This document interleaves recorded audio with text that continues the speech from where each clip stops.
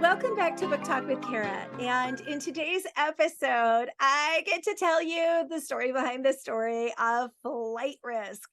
This one is in some ways so different from all of my other books because in Flight Risk, it was actually my editor, who at the time was Amanda Bostic, who now is a publisher at Thomas Nelson, HarperCollins Christian Publishing. And Amanda, after reading Beyond Justice, which is the first in the Hidden Justice series, told me, you know what? Savannah needs her own story. And Savannah is the mentor character. So I based Savannah on a woman who at George Mason was she's the reason I got through. She's the reason I didn't give up and go, oh my goodness, I am over my head.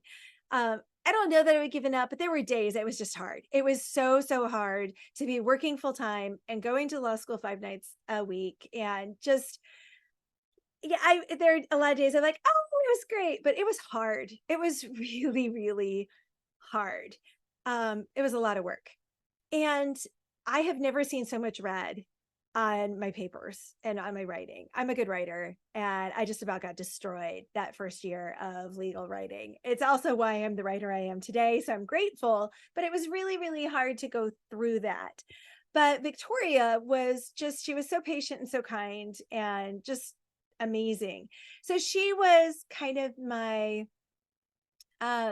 guide for Savannah because she's not that much older than I am, really. I mean, we were almost peers, but not quite. So she's just a few years older than I am. And so that's really how I imagine Savannah is she's a few years further down the road than the heroines in the books, but she's just kind of that voice that's giving wisdom.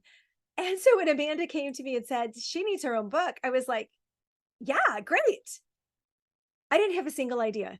None. Because she was just supposed to show up in the books, give a little wisdom and be present, but not be building towards her own story. And then we decided to make her book 4. So poor Caroline, who I designed to be the heroine of book 4, well, she's supposed to be the heroine of book 3, and then they wanted delayed justice first. So then she's the strong secondary character in book 4 or book 3. It was supposed to get book 4. Now she's going to be a book 5. But Savannah gets Flight Risk.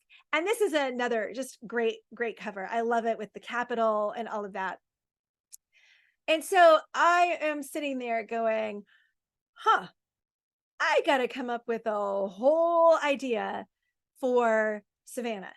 And what was really fun about Savannah is not your typical heroine. A lot of my heroines tend to be in that 29 to 31-ish stage of life. So they're young professional women who are fairly established, but they haven't found their love yet. They're kind of trying to figure out what's next. And they're hitting that stage in life where they're ready to take that next step. Well, Savannah in this book is turning 40. And she's quite content. She's also divorced.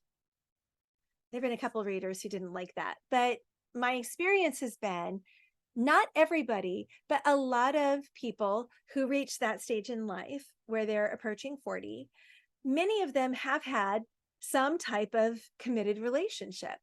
And so I also kind of wanted that to create some family drama.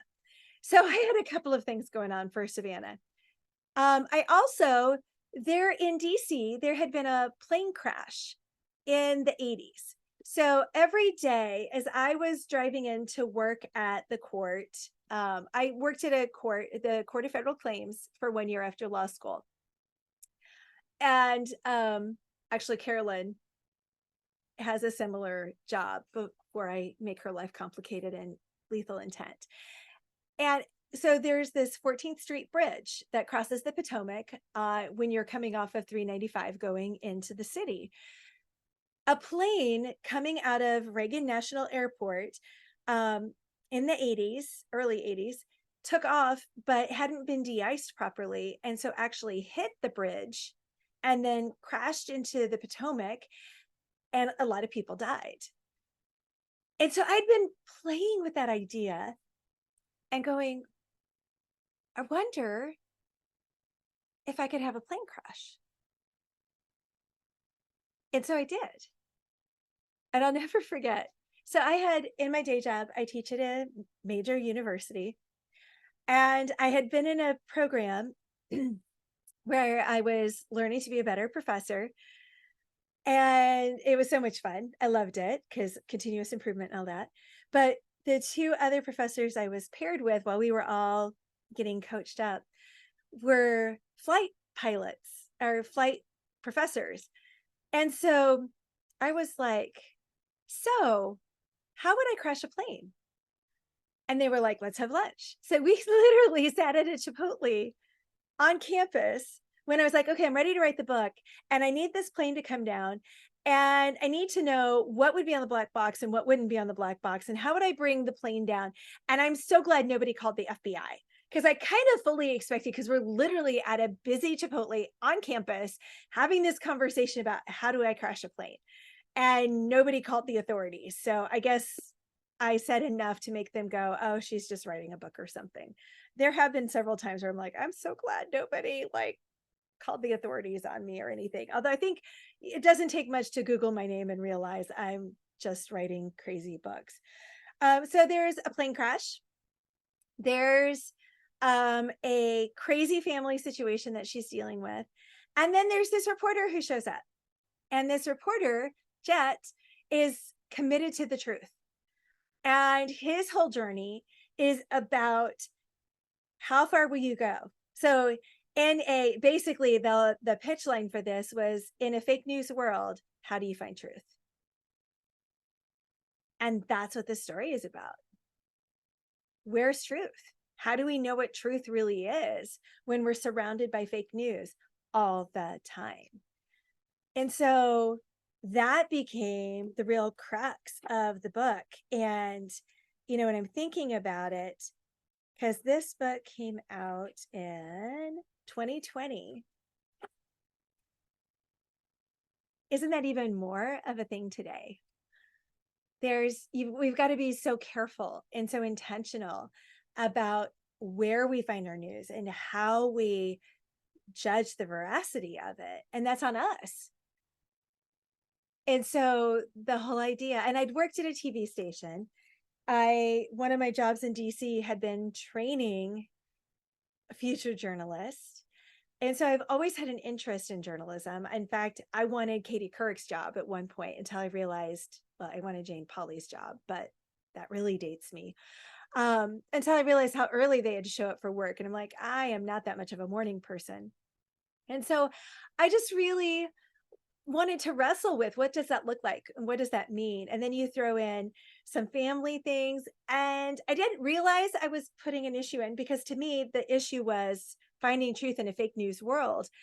But I had found a series of articles about a Major League Baseball player who in the off season would go and help with bringing down human trafficking rings.